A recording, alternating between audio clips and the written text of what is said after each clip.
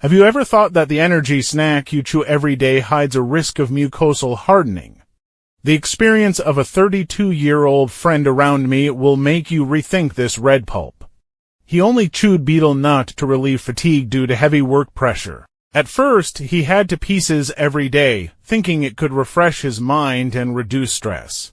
Unexpectedly, half a year later, his mouth began to sting, and even opening his mouth became difficult. This red pulp is consumed by a large group of people in many parts of the world. In many places, it is regarded as a social medium and anti-fatigue food.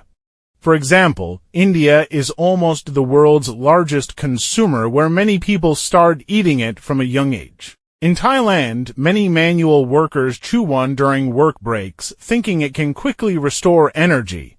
In some communities in Indonesia, sharing betel nut is a common social practice among neighbors, but few people are aware of the risks behind it. In China, more than 100 million people enjoy this kind of pulp, and more young people are joining in. Most of them are attracted by the claims of refreshing the mind and relieving stress, but know nothing about its potential hazards. The World Health Organization has long classified this kind of pulp as a food clearly related to cancer. It contains two components, arecoline and ericain, which are quickly absorbed by the oral mucosa during chewing. These components themselves are highly irritating. In the alkaline environment created by additives such as lime often paired with betel nut, these components will also react to produce nitrosamines, substances that can directly cause cell abnormalities. At the same time, the free radicals generated will damage the normal structure of cells. In addition to chemical damage, the physical damage of betel nut cannot be ignored. Its fibers are thick, hard, and tough.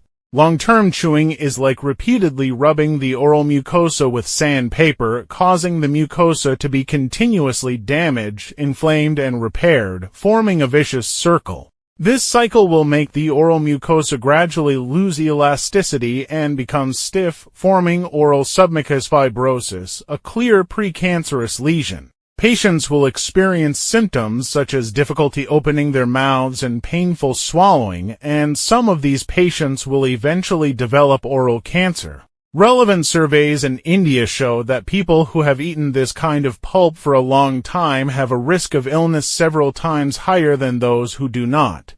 Moreover, the longer the eating time and the higher the frequency, the greater the risk. In that country, about 30 people per 100,000 population suffer from oral cancer, and more than half of these patients have a long history of eating betel nut. In Hunan, China, there is a 45-year-old person who has a 20-year eating history and eats more than 10 pieces every day.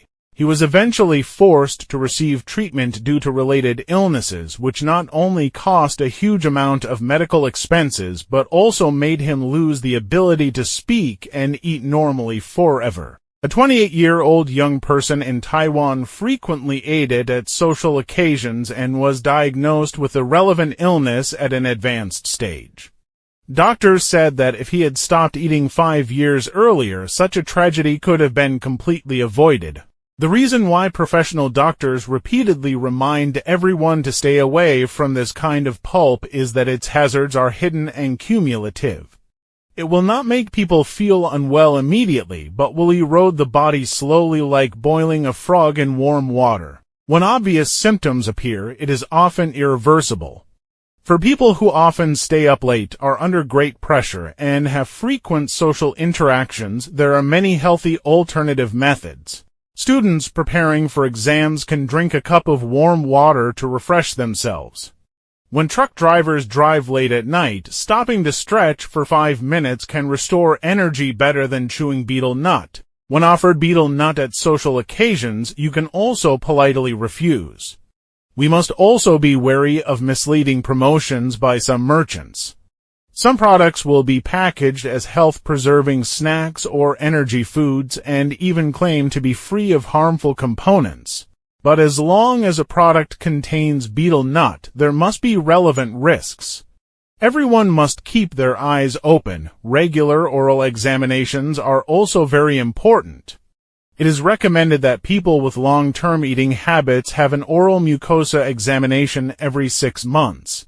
Once symptoms such as persistent oral ulcers, hardened mucosa, or difficulty opening the mouth appear, they must seek medical attention in a timely manner. Is there anyone around you who still eats betel nut frequently? Share your experiences in the comments section and pass on this practical knowledge to remind more people to protect their oral health. An ordinary daily snack that seems insignificant may hide health hazards that affect a lifetime. Understanding and preventing early is the most responsible choice for yourself.